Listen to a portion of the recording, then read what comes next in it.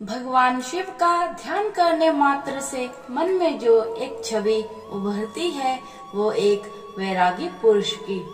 इनके एक हाथ में त्रिशूल, दूसरे हाथ में डमरू, गले में सर्पमाला, सिर पर त्रिपुंड चंदन लगा हुआ है, माथे पर अर्धचंद्र और सिर पर जटाजूट जिससे गंगा की धारा बह रही है।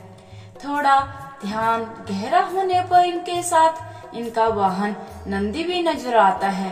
कहने का मतलब है कि शिव के साथ ये चीजें जुड़ी हुई हैं।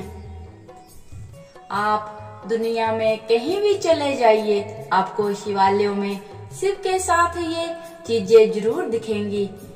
आइए जानते हैं भगवान शिव के साथ इनका संबंध कैसे बना, यानी ये शिव जी से कैसे जुड़े। क्या ये शिव के साथ ही प्रकट हुए थे या अलग अलग घटनाओं के साथ ये शिव से जुड़ते गए। शिव जी का त्रिशूल।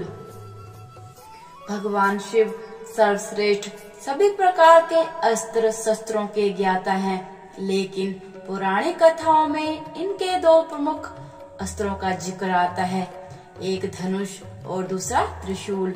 त्रिपुरासुर का वध और अर्जुन का मान भंग, ये दो ऐसी घटनाएं हैं जहां शिव जी ने अपनी धनुर्विद्या का प्रदर्शन किया था, जबकि त्रिशूल का प्रयोग शिव जी ने कई बार किया है।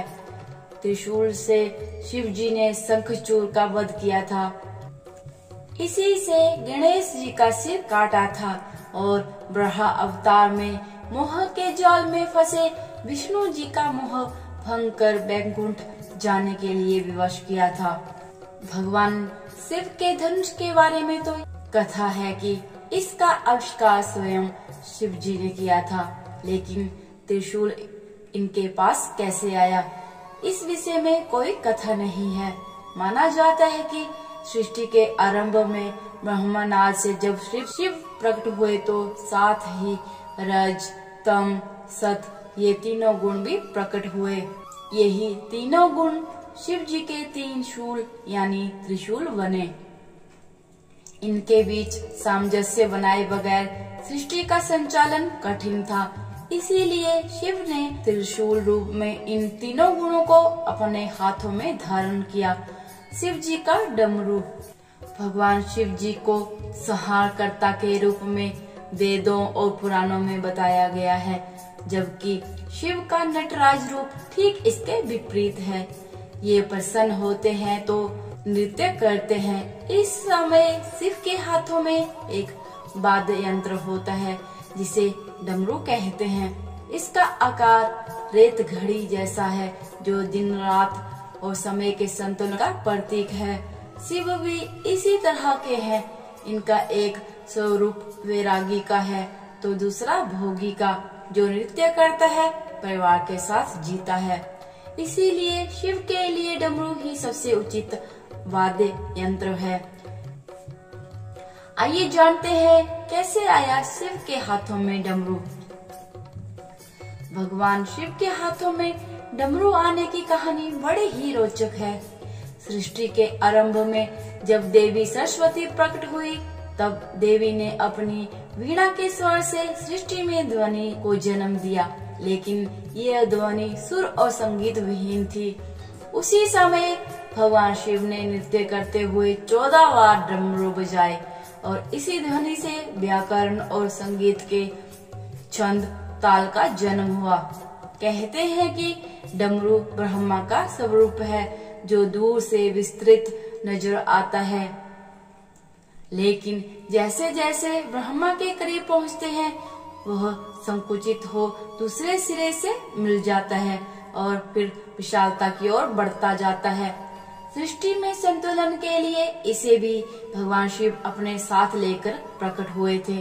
शिव के गले में विषधर नाग कहाँ से आया? भगवान शिव के साथ हमेशा नाग होता है। इस नाग का नाम है बासुकी। इस नाग के बारे में पुराणों में बताया गया है कि ये नागों के राजा हैं और नागलोक पर इनका शासन है। सागर मंथन के समय इन्होंने रस्सी का काम किया था जिससे सागर को मथा गया था। कहते हैं कि वासुकी नाग शिव के परम भक्त थे। इनकी भक्ति से प्रसन्न होकर शिव ने इन्हें नागलोक का राजा बना दिया और साथ ही अपने गले में आभूषण की भांति लिपटे रहने का वरदान दिया। नंदी कैसे बने शिव के वाहन? नंदी के बारे में पुराणों में जो कथा मिलती है उसके अनुसार नंदी और शिव वास्तव में एक ही हैं। शिव ने ही नंदी रूप में जन्म लिया था। कथा है कि शिलाद नाम के ऋषि मोह माया से मुक्त होकर तपस्या में लीन हो गए। इससे इनके पूर्वज और पितरों को चिंता हुई कि इनका वंश समाप्त हो जाएगा। पितरों की सलाह पर शिलाद ने शिव जी की तपस्या करके एक अमर पुत्र को प्राप्त किया जो नंदी के नाम से जाना गया। शिव का अंश होने के कारण नंदी शिव के करीब रहना चाहता था। शिव जी की तपस्या से नंदी शिव के गणों में प्रमुख हुए और वृषभ रूप में शिव का वाहन बनने का सौभाग्य प्राप्त किया। भगवान शिव के सिर पर चंद्रदेव कैसे पहुँचे? शिव पुराण के अनुसार चंद्रमा का विवाह दक्ष प्रजापति की 27 कन्याओं से हुआ था। ये कन्याएं 27 नक्षत्र हैं। इनमें चंद्रमा रोहिणी से विशेष स्नेह करते थे। इसकी शिकायत जब अन्य कन्याओं ने दक्ष से की तो दक्ष ने चंद्रमा को क्षय होने का श्राप दे दिया। इस श्राप से बचने के लिए चंद्रमा ने भगवान शिव की तपस्या की। चंद्रमा की तपस्या से प्रसन्न होकर शिव जी ने चंद्रमा के प्राण बचाए और उन्हें अपने शीश पर स्थान दिया। जहाँ चंद्रमा ने तपस्या की थी वह स्थान सोमनाथ कहलाता है। मान्यता है कि दक्ष के श्राप से ही चंद्रमा घटता बढ़ता रहता है। शिव के माथे पर त्रिपुंड किस तरह आया? भगवान शिव के माथे पर विभूत से बनी 3 रेखाएं हैं। माना जाता है कि ये तीनों लोकों का प्रतीक है।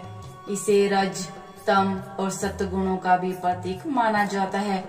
लेकिन शिव के माथे पर विभूत की ये 3 रेखाएं कैसे आईं? इसकी बड़ी रोचक कथा है।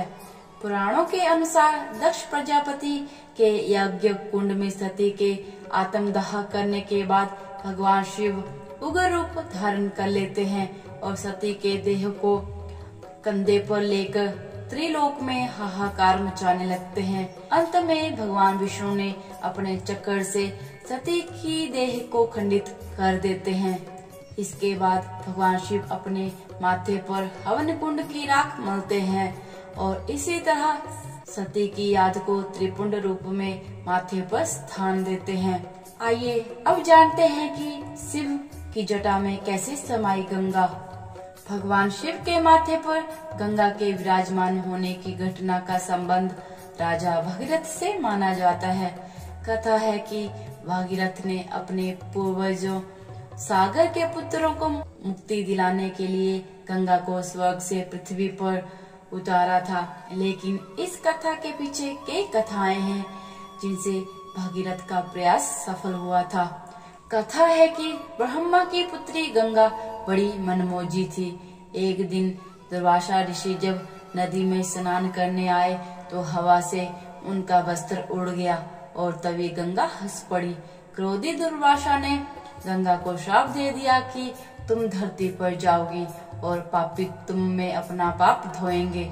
इस घटना के बाद भागीरथ का तप शुरू हुआ और भगवान शिव ने भागीरथ को वरदान देते हुए गंगा को स्वर्ग से धरती पर आने के लिए कहा। लेकिन गंगा के वेग से पृथ्वी की रक्षा के लिए शिव जी ने उन्हें अपनी जटाओं में बांध लिया। कथा ये भी है कि गंगा शिव के करीब रहना चाहती थी, इसीलिए धरती पर उतरने से पहले प्रचंड रूप धारण कर लिया। इस स्थिति को संभालने के लिए भगवान शिव जी ने गंगा को अपनी जटाओं में स्थान दिया।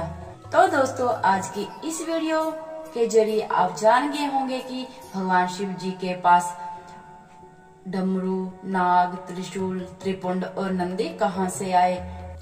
तो आज की इस वीडियो में इतना ही। वीडियो पसंद आए तो इसे लाइक जरूर कीजिएगा और मेरे चैनल को सब्सक्राइब करना ना भूलें। हरे कृष्णा, धन्यवाद।